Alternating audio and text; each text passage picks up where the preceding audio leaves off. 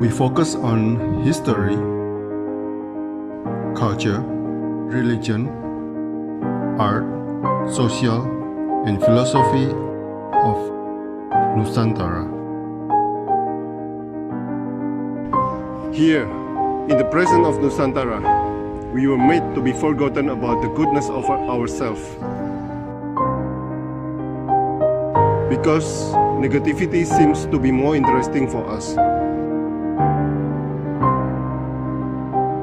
Now, I'm Sutoyo Raharto and friends, assist you, to remind you, to awaken you that we still can find the gems of Nusantara. They are the great sights of Nusantara.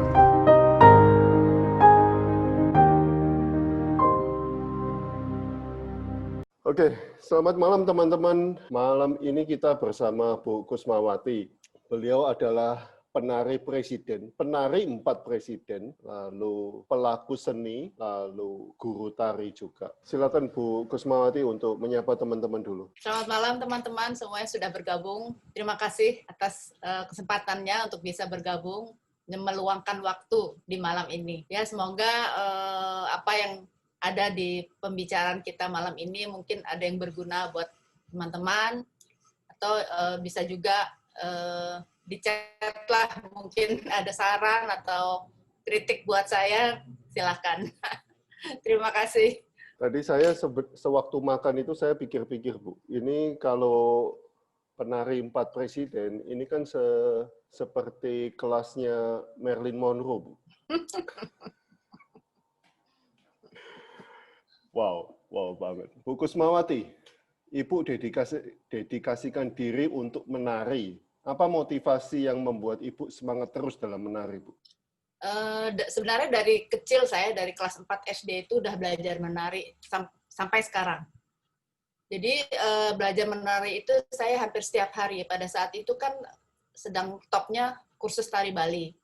Jadi dalam seminggu itu saya dimasukkan oleh orang tua saya itu ke 3 sanggar. Jadi setiap hari saya latihan tari Bali. Sampai sekarang? Sampai sekarang.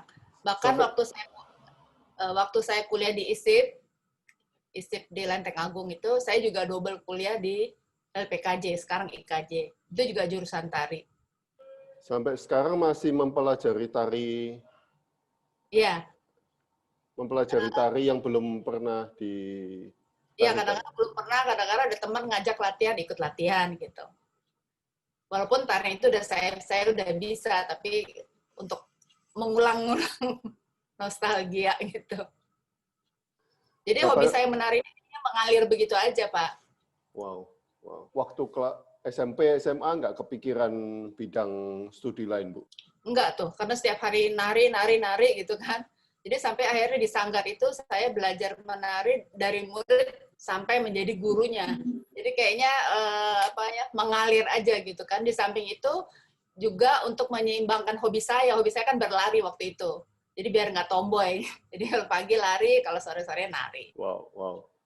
Jadi berkesenian itu buat saya sepertinya bahagia lahir dan batin lah. Jadi apa yang saya lakukan ini, saya tidak berusaha menjadi lebih baik dari orang lain, tapi saya berusaha menjadi lebih baik dari saya sebelumnya gitu. Selain seni tari, seni apa yang dikuasai, Bu? Acting saya bisa, nyanyi boleh lah. Karena waktu tari ratoh ya, ratoh Aceh dulu kan Saman.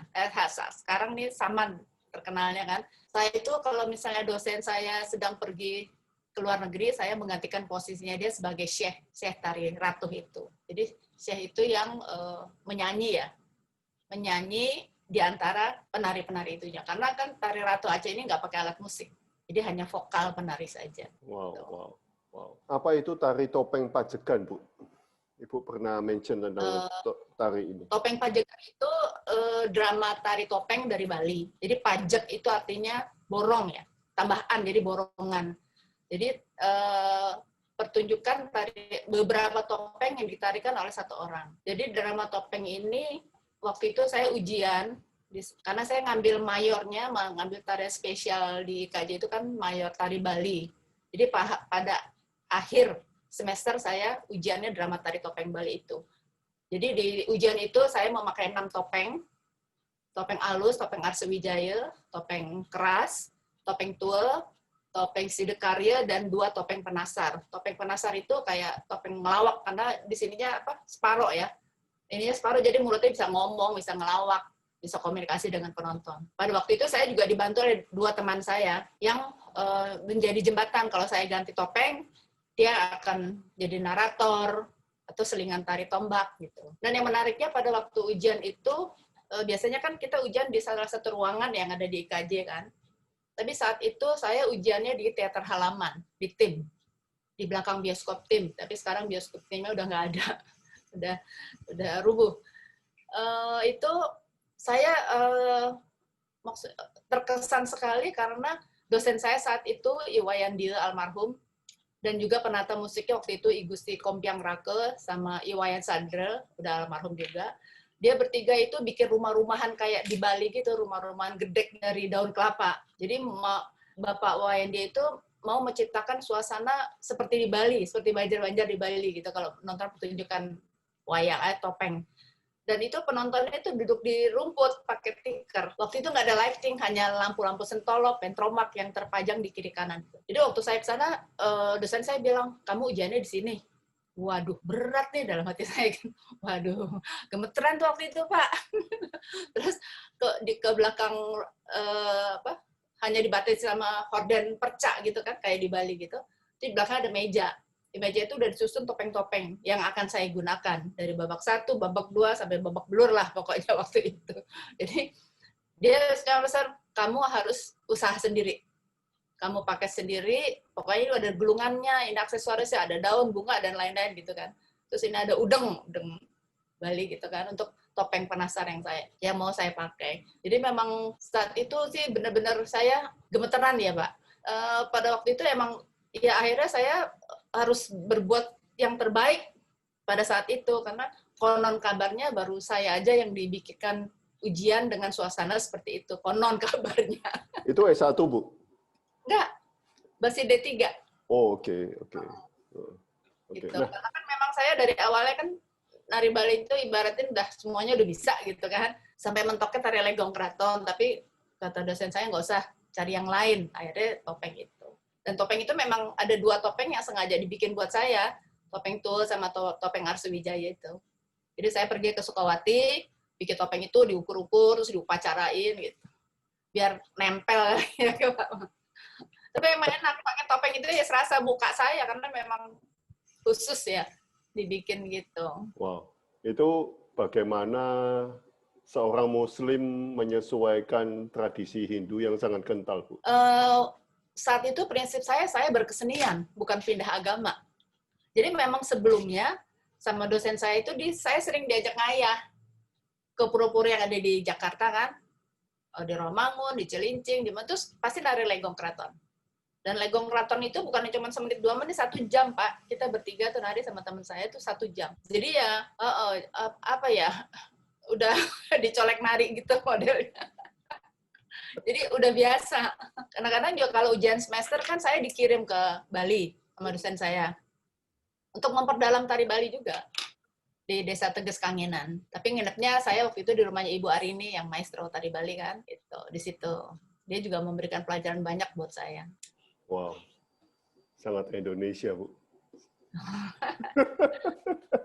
Background-nya sih memang tari Bali ya Pak, karena dari kecil kan. Tapi sejak tari Ratuh Aceh ini terkenal dan digemari, posisi berubah, Pak. Bukan jadi penari Bali, tapi penari Aceh. Nah, waktu tari topeng Pajegan ini durasinya berapa lama, Bu, untuk ganti topeng itu? Pertunjukannya waktu itu drama topengnya 1 jam. Oke. Berarti itu memang sudah ada pakemnya dalam 1 jam? Ya, ada pakai ceritanya. 6. Oke. Jadi bercerita, misalnya rajanya keluar gini, kasih pengumuman sama pengawal, perintah gini, gitu, dan keluar lagi. Gitu. Ibu adalah salah satu penari 4 presiden, Bu. Soeharto, Habibie, Megawati, SBY. Apa pernah? Gus Dur. Oh, Gus Dur. Oke. Apakah pernah punya cita-cita sewaktu kecil untuk menjadi penari para presiden, Bu? Sebenarnya sih cita-cita saya jadi pramugari ya. Maksudnya biar pergi ke luar negeri gratis gitu kan. Tapi nyatanya pergi ke luar negeri juga, tapi sebagai penari, ikut misi kesenian, mewakili Indonesia ke luar negeri. Jadi kurang lebih dari 50 negara yang pernah saya datengin. Gitu, untuk sebagai penari, jadi bukan sebagai pramugari. Sebenarnya sih bangga banget, Pak. Pertama kali saya nari di istana itu waktu saya SMA kelas 3. Saya tari kipas Sumatera kan. Itu bangga banget karena di samping Presiden RI yang lihat, juga presiden dari negara tetangga yang waktu itu diundang datang ke Indonesia gitu. Siapa itu, Bu? Kamu siapa itu? Lupa ya dulu siapa, saking banyaknya. Kadang-kadang kita kalau disuruh narik ke istana juga nggak tahu ini buat presiden siapa nih. Nggak ngerti kan, pas sampai di sana baru tahu, pas sampai di istananya, oh untuk presiden ini gitu kan.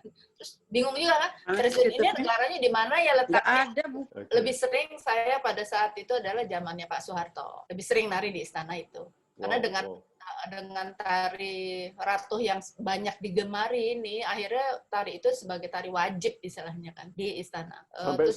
Sampai sekarang itu tari itu menjadi kewajiban di istana. Oh, sekarang nggak, kadang-kadang aja. Berarti udah mulai berkurang, bisa dihitung dengan jari. Ya, saya dengar kesenian pada zaman Pak Soeharto itu sangat-sangat maju. Ya, bukan berkembang, benar. Tapi malah maju. Iya, benar.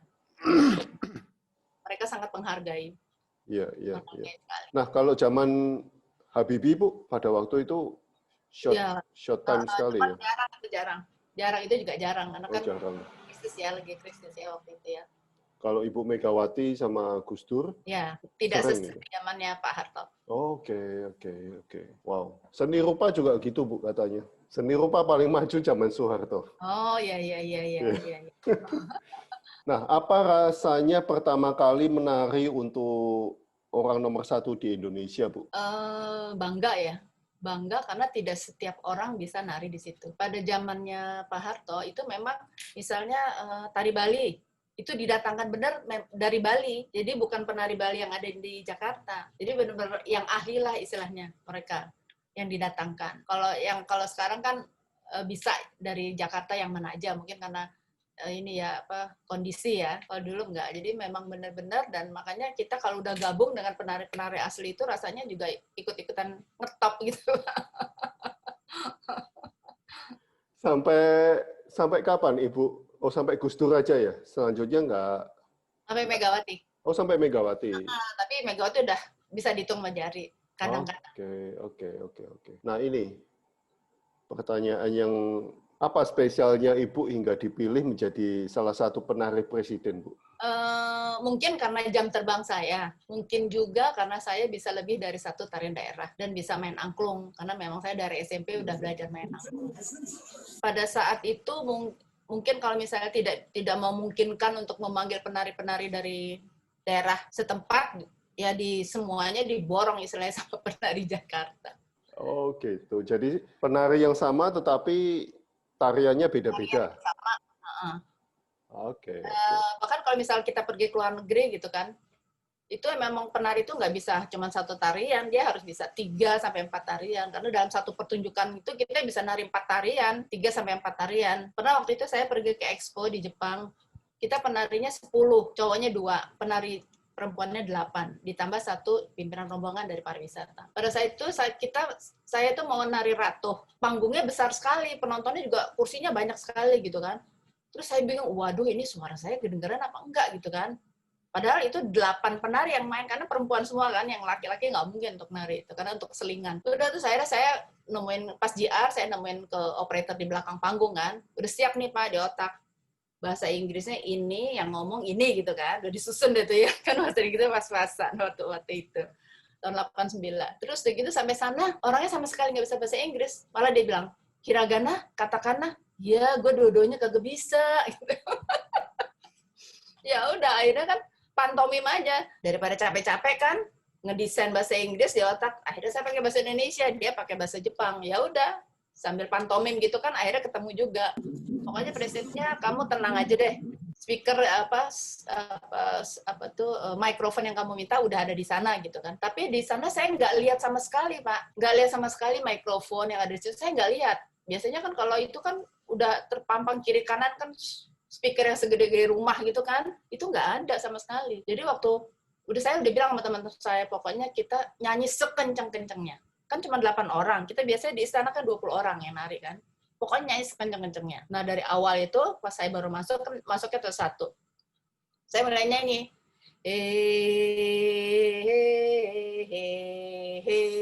Baru nyanyi pelan begitu Pak, suara saya tuh nyaring di panggung itu. Sampai saya kagum, suara gue bagus banget ya gitu. Jadi teman-teman yang di belakang juga kagum gitu sama suara sendiri. Jadi memang itu sound itu memang benar-benar luar biasa banget. Ya udah tambah semangat dong kita dengar suara kita tambah bagus gitu kan.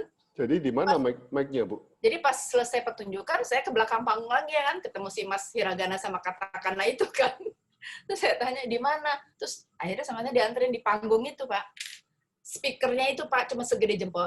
Itu tuh ditempel sama lakban di beberapa titik sudut itu. Terus saya bilang, mikrofonnya itunya soundnya mana? Nggak tahu di atas barengan itu, lampu. Jadi memang nggak kelihatan sama sekali. Di panggung itu cuma dekor, boneka lah, segala macam gitu. Wah, hebat banget. Gimana sekarang saya nggak tahu deh. Di tahun 89 udah kayak gitu. Luar biasa banget. Wow, sekarang mungkin nggak ada. Jadi bagus ya, Pak. Sekarang mungkin mereka nggak pakai mikrofon udah.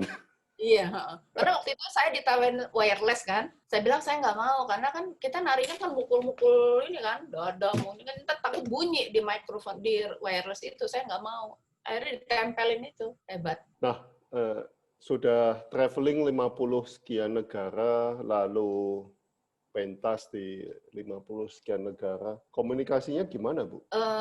Kalau festival itu banyak terdiri dari penari dari negara tetangga gitu kan. Itu banyak sekali. Memang mayoritas itu mereka ada yang nggak bisa bahasa Inggris juga, Pak. Ada yang nggak bisa bahasa Inggris. Terus di samping kita juga bahasa Inggrisnya mungkin nggak secanggih gitu, yang tidak menurut grammar, yang penting lu ngerti, gue ngerti gitu kan. Jadi gitu. Jadi dengan bahasa pantomim aja. Kadang-kadang kita pakai Google Translate. Ya waktu saya di Perancis kan, pas ada wifi buka. Dia kan orang ngerti bahasa Spanyol, saya nggak ngerti kan. Oh iya. Dah. Terus yuk kita ke sana yuk, kita ke supermarket. Oh iya gitu. Jadi lewat Google itu. Oke. Nah, tahun 80-an, 90-an kan belum ada Google, Bu. Iya. Di sanggar Ibu biasanya tari apa yang paling sering diajarkan, Bu?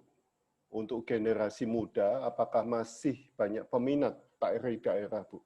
Silakan. Di sanggar saya ini kan, sanggar saya namanya Galaxy Production. Kami selalu memproduksi operet anak dengan cerita legenda. Kadang-kadang juga cerita Disney.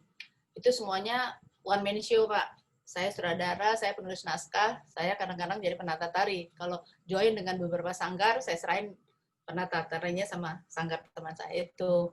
Sebenarnya tahun ini saya bikin operet Cinderella itu buat Hari Anak bulan Juli di tim. Tapi karena pandemi, amblas. Latihan saya stop. Gitu kan. Padahal udah disiapin 30 tikus yang mau jadi temennya si Cinderella. Gitu. Terus pernah juga saya bikin operet Maling Kundang. Operet Maling Kundang itu untuk acara Festival Budaya Anak Bangsa di tim. Itu begitu juga. Jadi saya bikin operet itu memang saya berusaha ngajar ke pemeran. Saya nggak mau pinjem orang. Saya nggak mau. Pokoknya yang ada di situ adalah usaha saya untuk anak ini benar-benar menjadi sesuatu lah gitu kan. Dan pada waktu saya bikin operet Maling Kundang itu, saya kerjasama dengan Sanggar Sofiani, Jakarta, terus sama Sanggar Barbuvi dari Bandung. Karena dia khusus musik. Karena kita tunjukkan live. Jadi pada saat 50% operet itu udah jadi, saya belum menemukan yang namanya tokoh Maling Kundang yang dewasa dan tokoh Maling Kundang yang kecil. Belum saya temukan. Sampai saya bilang sama teman saya, Sony namanya kan, waduh gimana Son, udah Mbak, pasrah aja kita. Gitu kan. Terus tiba-tiba pada saat latihan di tim, ada cowok lewat dari jendela gitu kan, kita lagi lihat ada cowok lewat. Terus saya tanya sama teman saya, Son, itu siapa Son? Gitu kan. Oh itu si Adam, dia nganterin ponakannya latihan gitu kan. Mau nggak dia jadi Maling Kundang besar? Serius Mbak, katanya. Udah tanya aja, saya bilang gitu kan. Akhirnya datang lah nih anak kan ditanya. Anaknya masih SMA kelas 3, cuma tinggi gede gitu badannya kan. Terus saya bilang, kamu mau nggak jadi maling kundang dewasa, mau dia bilang gitu kan. Tapi saya nggak bisa nari, saya nggak bisa acting, dia bilang gitu kan. Yang badan kaku gitu kan. Yang penting kamu mau dulu. Ya saya mau gitu. Udah saya kasih naskah kan, saya kasih naskah. Pokoknya kamu ngafalin naskah, nggak usah titik koma, nggak usah. Yang penting maksudnya. Ketemu saya 2 hari lagi, kita latihan. Gitu. Si maling kundang kecil gitu juga. Lagi latihan kan istirahat. Saya biasanya kalau istirahat itu suka ngeliatin anak-anak satu-satu. Ngapain sih kamu bisa pada makan kan, bawa makanannya apa gitu-gitu kan. Nah ini ada anak satu nih, murid dari Sanggar Sofyan yang di Jakarta. Dia lagi duduk, anaknya kurus gitu kan, anak cowok kurus, terus gitu pendek gitu kan, dia lagi duduk makan. Terus dia bilang, itu siapa? Dia nganterin kakaknya latihan. Jadi kan kalau di Sanggar kan laki-laki susah Pak, semuanya kan perempuan. Ya udah, terus mau nggak dia jadi itu maling kundang kecil? Terus bingung kan teman saya kan, mau nggak ya? Yaudah tanya ibunya aja. Udah tanya ibunya kan, ibunya sih senang karena kan kakaknya yang perempuan kan nari di situ juga kan. Dia mau tuh ibunya. Pas tanya anak-anaknya nunduk diem, iya mau kata gitu. Waduh, nggak yakin juga nih tapi udah nggak apa-apa diusahain aja. Udah, nyatanya memang berdua itu memang benar-benar luar biasa. Memang karena kemauan ya Pak ya, keahlian urusan belakang deh. Yang penting dia mau, dia punya semangat. Terus teman-teman yang ada di situ kan rata-rata adiknya penari kan perempuan kan, adiknya, kakaknya. Tapi di antara banyak itu saya belum menemukan tuh, karena rata-rata mereka gendut-gendut. Kan nggak cocok kan, jadi paling kundang miskin kok gendut ya. Nah cuma satu ini bilangnya antik. Jadi, nyatanya memang mereka mainnya juga luar biasa, karena ini live kan, bukan lip sync. Live, jadi ya dia kayak main kayak beneran dia nggak di atas panggung, main aja begitu, seneng gitu kan. Nah itu sampai beberapa kali kita pertunjukan di Jakarta, dan pas Sanggar Sofyan diundang ke Singapura, kita main di Singapura, Heritage Center. Itu penontonnya banyak banget, sampai di tangga-tangga itu banyak, karena nggak dapat kartis kan, duduk di tangga, terus lesehan di kiri kanan panggung gitu. Untuk dewasa atau anak-anak yang belum pernah berlatih menari sampai bisa pentas, butuh berapa lama Bu melatihnya itu? Sebenarnya sih tergantung anaknya ya Pak. Tergantung anaknya, terus dia rajin apa enggak. Karena kan kalau tarian itu kan susah gampang. Kadang-kadang anak gampangin, tapi kan bukan sekedar, kalau saya ngajarnya bukan sekedar kamu hafal.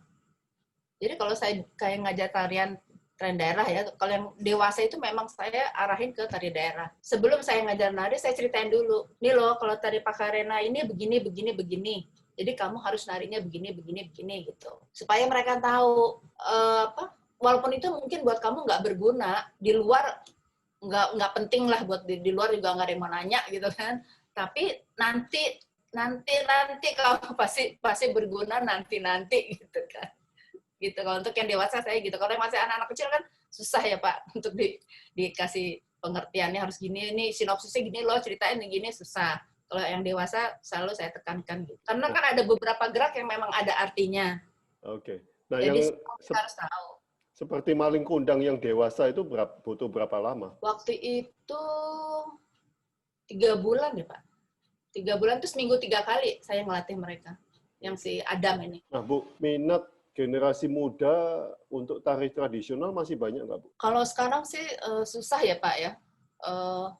Jauh menurun. Apalagi sekarang itu kan di sekolah itu udah banyak ekskul. Anak-anak tinggal milih ekskul yang mana suka-suka dia. Udah termaksud dari uang ini kan, uang iuran kali, uang bulanan mereka. Jadi ibaratin gratis lah gitu kan di sekolah. Terus di samping itu jam kursusnya itu dia kadang-kadang bentrok. Kalau kita mulai jam 4, mereka baru keluar sekolah. Sekolahnya di mana, tempat kursusnya di mana gitu kan. Malah kadang-kadang ada yang maghrib juga pulang kan. Jadi yang memang benar-benar dia senang nari itu pasti dikejar.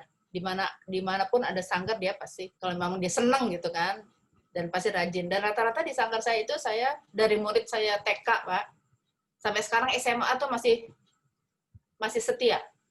Wow. Bahkan yang sampai udah punya anak gitu kan, masih setia di sanggar saya sampai dia jadi asisten saya. Wow. Jadi paling keputus kalau Lebaran, Natal, terus liburan semester, gitu kan. Yang keputusnya cuti latihan tuh itu. Gitu. Perjalanan Indonesia masih panjang Bu. Optimis nggak Bu untuk dunia tari Nusantara? Saya sih nggak muluk-muluk ya Pak. Kalau muluk-muluk takut nanti nggak bisa eksekusinya. Yang penting buat saya, moto di sanggar saya adalah terus berkarya dalam diam. Jadi saya tidak mau berusaha lebih baik dari orang lain, tapi saya berusaha lebih baik dari saya sebelumnya. Diibaratin benih beras, Pak. Walau hanya ditanam sebutir beras di dalam tanah, dia akan berguna di masa depan. Itu aja sih. Jadi maksudnya nggak muluk-muluk lah. Takutnya ntar kemulukan terus, cuman ngomong doang loh gitu. Ibu asli mana, Bu, sebetulnya? Bapak saya Jawa Timur, ibu saya Sulawesi Tengah. Oh, oke. Suami saya dari Minang. Tinggal di Bekasi. Nah, Nusantara kan, Pak?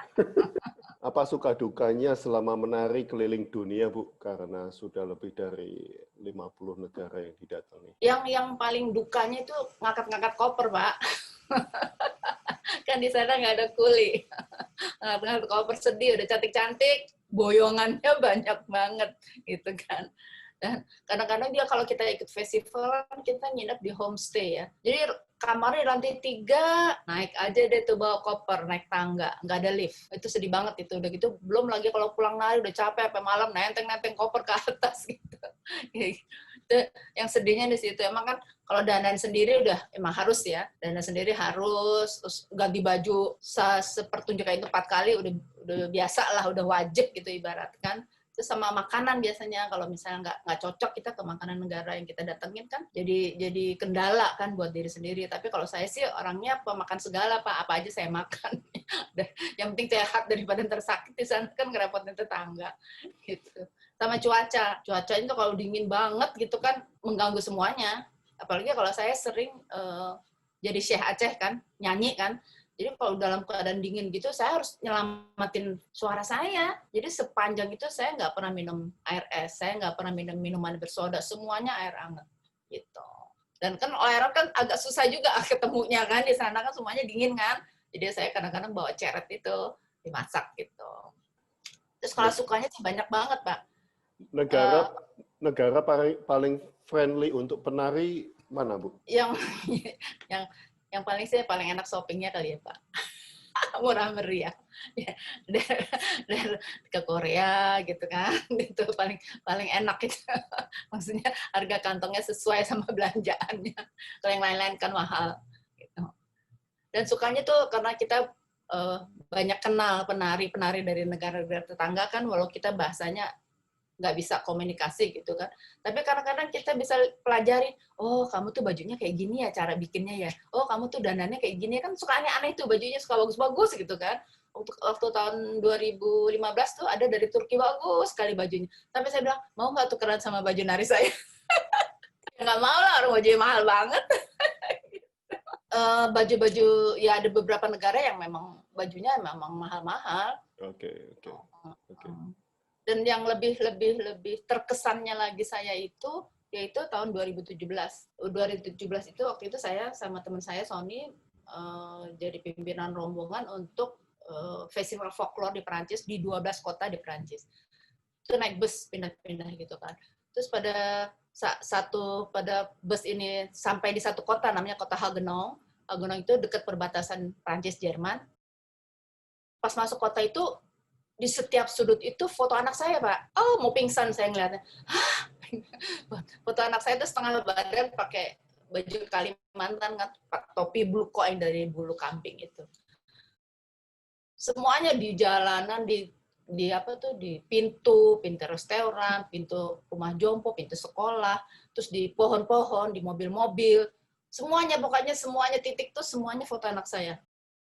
Terus saya kan kaget kan, kok bisa gitu kan, ya alhamdulillah kan, sampai ke gelas, buku, koran, itu semua gambar foto anak saya di kantor pariwisata tuh segede tembok itu foto anak saya. Gitu. Sampai terus name tag setiap peserta itu, setiap guide, IO-nya itu semuanya pakai name tag foto anak saya gitu. Nah, itu yang benar-benar terkesan dari semua perjalanan saya ke luar negeri, yang paling terkesan itu. Jadi foto itu diambil waktu saya bawa rombongan penari Kalimantan ke Prancis juga.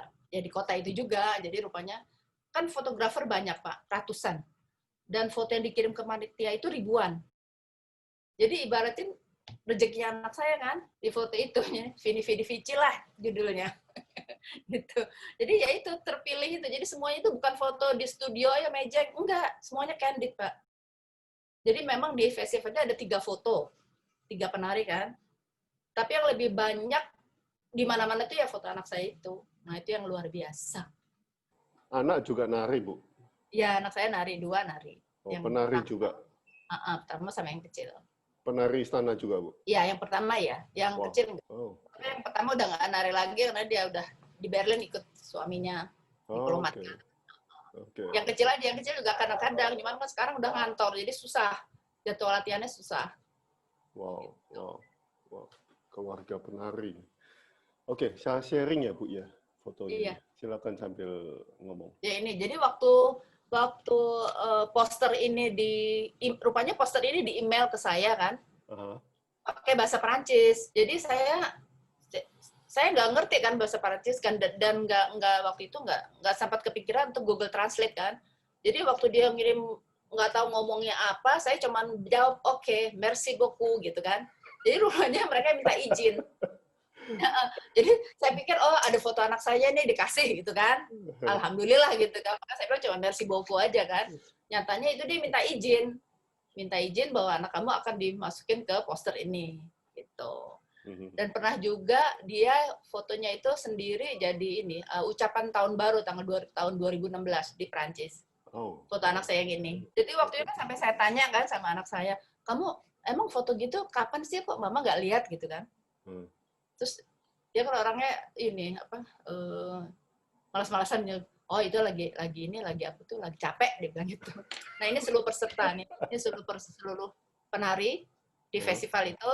Terus ini ada foto anak saya, ini posternya digeletakkan di situ. Saya ada di belakang, cuman kecil banget nggak kelihatan. Okay. Penari Papua di belakang gitu. Ini. Ya ini ikonnya, kelinci. Okay. Wah ini yang gelas ya.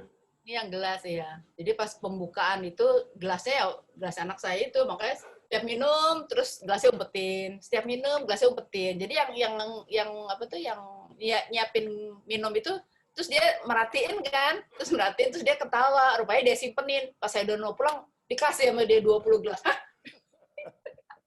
Iya ini anak saya, ya saya tahu katanya. Ini yang di jalanan ya. Ya ini dia. Jadi Ibu waktu ini juga menari, Bu? Enggak, saya jadi artistik aja, bagian artistik. Ini? Ya ini name tag salah satunya nih guide kita waktu itu. Oke. Ini Wina, penata tari yang Enggang, kan bawa Kalimantan. Oke. Wah ini. Nah ini di panggung utamanya, outdoor gitu kan. Ya, foto anak saya di atas itu luar biasa.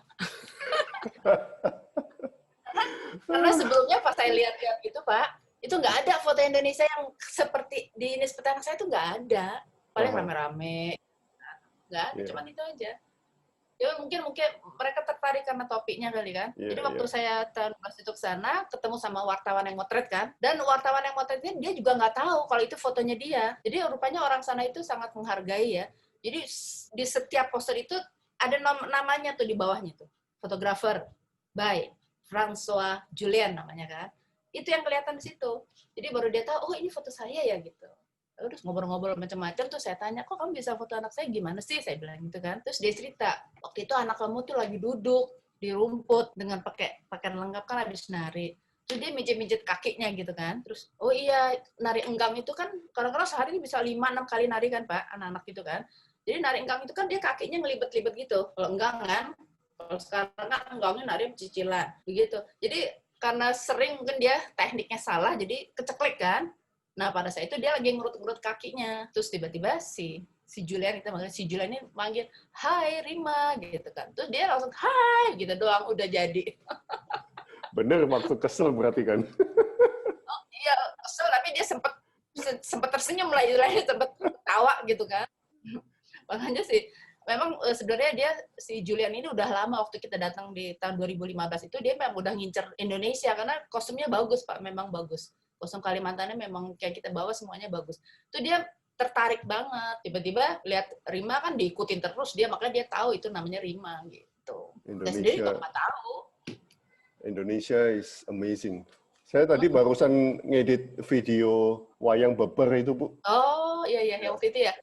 Yang paling mendalam itu Tom and Jerry itu berasal dari Candi Mendut. Oh, iya, benar. Jadi kita jadi inspirasi dunia sebetulnya ini. Iya, benar. Oke, biasanya kalau satu kali nari dalam pertunjukan berapa lama, Bu? Pertunjukannya itu biasanya kan 1 jam durasinya. Kalau kita barengan negara tetangga, itu bisa dijeda. Jadi pertama nari kita, ntar negara ini, terus baru kita lagi. Jadi sementara jeda itu kita ganti baju heboh di belakang panggung. Gitu. Pokoknya dalam satu pertunjukan itu 3-4 kali kita narinya, Pak. Dan yang lebih sedih lagi kalau kita ikut festival, kita kan karnaval, defile. Itu bisa kilo-kiloan, Pak. Tapi yang membuat kita semangat, karena sepanjang jalan kenangan itu yang kita lalui itu, orang tuh banyak banget. Jadi kayaknya orang sePrancis tuh keluar semua deh. Karena kan musim panas kan jarang di sana kan. Jadi keluar semua tuh dari kecil, dari nenek-nenek sampai digotong-gotong. Dan di sana itu sangat menghargai banget, Pak, orang-orang di rumah sakit, nenek jompo yang pakai infus segala macam itu kita nari di depan mereka. Wow. Jadi mereka nggak bisa datang ke panggung, nggak bisa datang ke pinggir jalan tuh kita samperin. Jadi mereka dalam keadaan di sini selang di sini itu dia senyum aja ngelihat kita pertunjukan gitu. Jadi benar-benar dihargai orang-orang seperti itu, nggak cuma didiemin aja gitu, Kak. Itu benar-benar luar biasa itu buat saya. Karena kan saya selama ini kan dulu kan nari di panggung spektakuler gitu kan, Mbak, udah pulang. Nah, kalau beberapa kali saya ikut festival tuh memang istilahnya dari bawah ya, dari di jalan raya, kita defile berkilo-kilo, terus pernah nari juga itu nari tempat orang jompo, nari di rumah sakit, jadi ngerasainnya banyak gitu. Enaknya gitu. Bahkan kalau ada di beberapa festival juga kita homestay, Pak. Cuman memang kalau homestay itu sama panitia dipilih dari seluruh keluarga itu satu harus bisa bahasa Inggris. Walaupun bahasa Inggrisnya modelnya gitu kayak saya gitu kan, yes no oke gitu. Tapi ya seru. Apalagi waktu tahun 2017 itu saya homestay-nya di rumah seorang astronom, dosen astronom di kota Veletong. Kota Maintenon waktu itu. Jadi kan saya nggak tahu kalau dia astronom kan. Jadi pas sampai di rumahnya dia, terus di meja tuh udah alat-alat peneropong semuanya, Pak. Buset, saya bilang, ini apaan nih? Diterangin sama dia.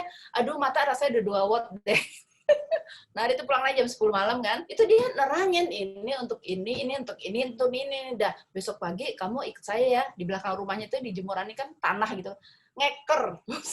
Dalam hati, gue ini penari bukan astronot. Gitu. Saking dia mau berbagi gitu kan. Aduh, itu pagi-pagi udah ngeker bintang, mana ada bintang nggak gitu kan. Ada juga jemuran. Itu ekstranya itu, Bu. Ekstranya. Saya bukan penari profesional, rasanya bangga pernah nari bareng Mbak Kus dalam kolaborasi Bedaya Lekong. Seusia beliau masih aktif nari, jadi penyemangat bagi kaum milenial untuk melestarikan budaya adiluhung. Mantap, Mbak Kus. I love you. Apakah pendidikan agama zaman sekarang mempengaruhi keinginan belajar budaya tradisional atau cara berpikir orang tua milenial yang berubah karena media sosial dan sumber daya pengajar, Bu? Seperti tadi saya bilang bahwa saya sering ngayah di Bali, ikut pertunjukan di pura-pura gitu kan. Buat saya bukan pindah agama, buat saya tapi berkesenian. Karena nari itu kan kayak tadi saya bilang, masuk ke sanggar saya ceritain dulu. Ini loh, tarian ini gini. Jadi paling nggak saya ngerti. Sama kayak waktu saya belajar di IKJ kan, dosen saya itu dosen yang paling baik seluruh dunia lah, itu Bapak Iwayan dia itu. Itu begitu juga. Jadi dia cerita dulu, walaupun kadang-kadang saya nggak ngeh kan, ini si Bapak cerita apa sih? Tapi terus akhirnya pas kita nari itu, oh tadi tuh ceritanya ini, oh ini ceritanya ini. Dan itu terus ya berkepanjangan karena saya dari 4 SD. Jadi waktu saya ujian masuk di IKJ sama Bapak Iwayan ini yang jadi intinya kan pengujian salah satunya, saya waktu itu nari legong. Jadi selesai nari, saya ditanya, guru kamu siapa? Saya sebutin kan ada 8 guru. Rupanya 6 diantaranya itu adiknya dia, iparnya dia, ponakannya dia. Jadi kan dia pikir, wah ini satu aliran nih gitu kan. Satu aliran nih sama saya. Terus besoknya saya suruh ke sana. Kamu besok datang. Oh iya. Terus ngapain, Pak? Langsung suruh ngajar kursus anak-anak tari Bali di situ. Kacau. Padahal saya belum jadi mahasiswa waktu itu. Sombong banget kan.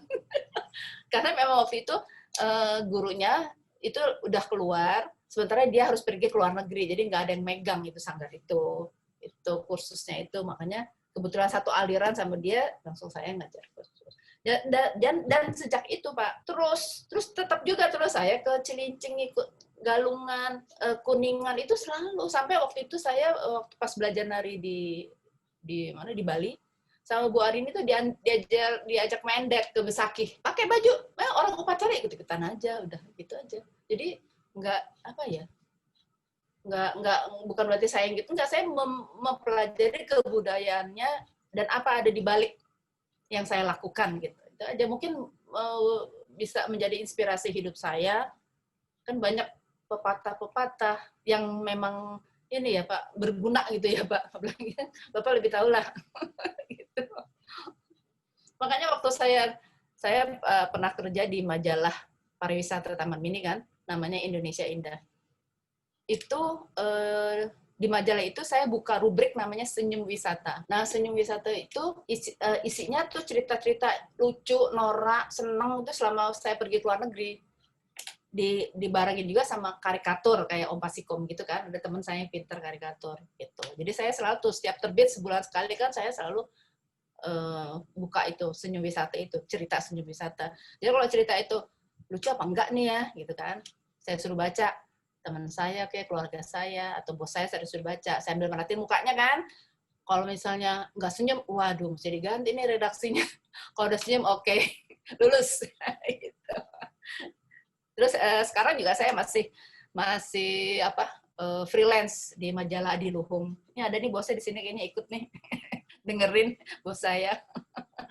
Gitu. Bu, kalau Aceh tariannya dari mana Bu? Itu kan mix ya mungkin ya. Cerita-cerita cerita-cerita tari Aceh itu. Cerita-cerita tari Aceh itu asal muasalnya dari mana? Ada akulturasi apa enggak, Bu? Pernah tahu itu? Yang saya tahu sih, dosen saya itu nyeritain kayak simbol-simbol gitu loh, Pak. Jadi kayak tari sedati, simbolnya di dapur. Dapur itu lingkaran dalam, terus lingkaran luar. Dapur itu istilahnya, kemanapun kamu pergi, kamu pasti balik lagi ke dapur. Ngisi perut kamu, istilahnya seperti itu. Jadi, sederhana sih, nggak terlalu muluk-muluk ya. Waktu itu saya dapat pelajaran dari dosen saya itu, tentang si dapur sama enggak gitu, tentang kayak nari ratu kan dia berjajar gitu kan, istilahnya itu emang gotong royong ada di situ. Jadi misalnya kita rapet kan duduknya Pak, kalau ini nggak rapet nih, bahu kita nggak rapet, agak sini dikit dapat salam deh, bisa kejedot nanti kan gerakannya cepet, bisa kejedot atau sikut gitu. Jadi makanya memang harus seragam, harus memang kita satu kata kalau mau nari itu. Makanya saya kalau jadi Syekh Ratu itu, saya mau kiri kanan saya emang benar-benar yang memberi semangat saya. Jadi saya kadang-kadang milih orang. Saya nggak mau ntar melempem kan, saya nggak bisa malah ikut melempem juga kan, sementara itu kekuatannya di vokal gitu. Waktu itu juga pernah saya ikut sama dosen saya itu Pak Marzuki Hasan dan Pak Nurdin Daud itu untuk bikin acara tari massal di pembukaan PON 11 di Arun, Aceh. Itu waktu itu cuma 500 penarinya. Begitu juga Pak dosen saya itu nerangin sama, kan kita ke sekolah-sekolah datang kan, nerangin sama si penari ini. Kalau waktu itu anak SMA mungkin blank ya, dari kanan keluar gini serah dia gitu kan. Tapi tetap aja deh, terserah kamu mau nerima apa enggak. Pokoknya saya terangin ini loh, gini maksudnya gini gitu. Karena kan mereka orang Aceh ya, harus palingnya harus belajar lah. Gitu. Wow. Pengalaman. Tapi kalau dari pantun-pantunnya itu Pak, banyak memang nasihat yang kita pelajari dari pantun-pantun yang divokalkan itu. Makanya kadang-kadang dosen saya kalau udah nyanyi gitu, lihat dulu kita untuk acara apa, oh untuk acara kawinan, nah ini vokalnya lain lagi isinya, pantunnya gitu. Pantun dong Bu, baca pantun. Baca pantun, penyanyi pantun. Nyanyi pantun. Ayo baca pantun dulu, tanggung jawab. Silakan Bu.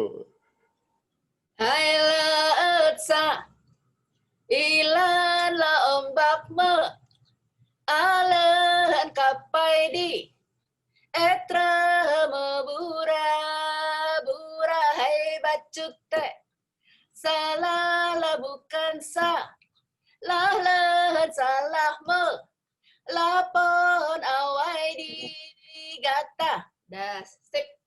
Jadi ceritanya tentang ombak, Tentang ya, ombak, ombak. laut Thailand. Jadi dia ombak yang dari pelan terus menjadi besar gitu ceritanya itu. Makanya gerakannya itu gerakan kayak ombak gitu. Artinya apa itu, Bu? Tahu, Bu? Ya itu tentang cerita ombak itu tadi di Oke. Laut Thailand. Jadi, Nah. Laut Thailand. Nadanya nada orang Aceh, Bu? Ya Apa... itu yang saya pelajari dari dosen saya kayak gitu. Oh, nggak seperti orang luar dari Aceh ya, waktu Ibu menyanyi itu. Kalau orang Betawi ngomong Jawa itu kan aneh. Oh, Gitu. justru itu saya waktu mulai dipercaya untuk jadi syekh itu, saya belajar sama banyak orang. Apalagi waktu saya di di Aceh ya, waktu tari masal itu kan banyak tokoh-tokoh Aceh itu. Jadi saya deketin, nyanyi Pak, gitu. Jadi biar saya nguping, oh ini tuh gini, oh dialeknya tuh gini. Makanya kan letterlock banget saya belajar pantun itu, takut salah. Karena kan bukan bahasa kita kan, salah R dikit aja bahaya. Gitu. Wow, amazing. Oke, terima kasih Bu Kusmawati atas waktunya. Terima kasih atas pengetahuan dan waktunya. Terima kasih teman-teman sudah ikut bergabung. Terima kasih. Salam. Amazing experience.